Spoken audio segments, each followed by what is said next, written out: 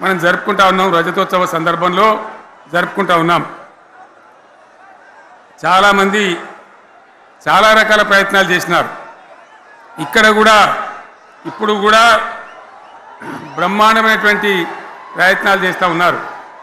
నేను ఒక్కటే మాట చెప్తా ఉన్నా, ఈ గడ్డకు ప్రత్యేకత ఉంది.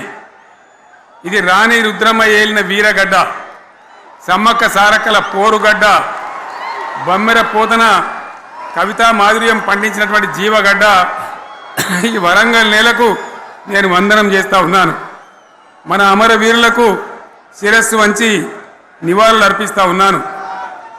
1969లో మూగబోయిన తెలంగాణ నినాదానికి తిరిగి జీవం పోసింది ఈ గులాబీ జెండా అని మీ అందరికీ నేను మనవి చేస్తూ ఉన్నాను.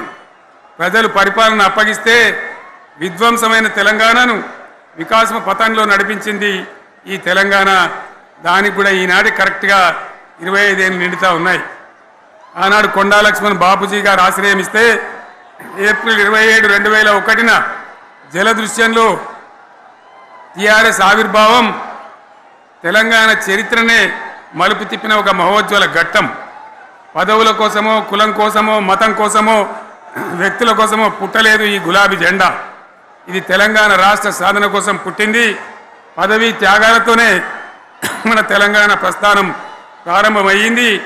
అది ఫలించి మన స్వంత రాష్ట్ర కళ కూడా నెరవేరిందని నేను మనవి చేస్తూ ఉన్నా.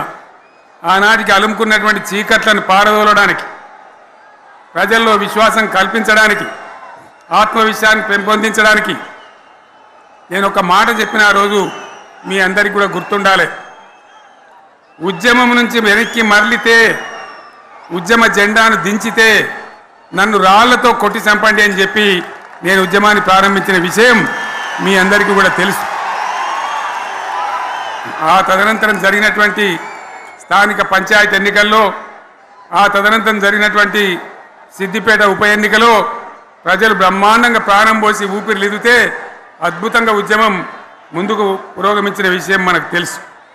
60 ఏళ్ల సమైక్య పాలనలో తెలంగాణది ఎంత గోస, ఎంత దుఃఖం, ఎంత వేదన, ఎంత హింస, ఎంత అణిచివేత చూసినామో మనందరికీ కూడా బాగా తెలుసు. గోదావరి కృష్ణనీళ్ళు దక్కకుండా తరలిపోతే తల్లి సనుబాలకు నోచని పిల్లల్లాగా తెలంగాణ బిడ్డలు రోధించారు. కరువుల కాటకాలకు గురయ్యారు.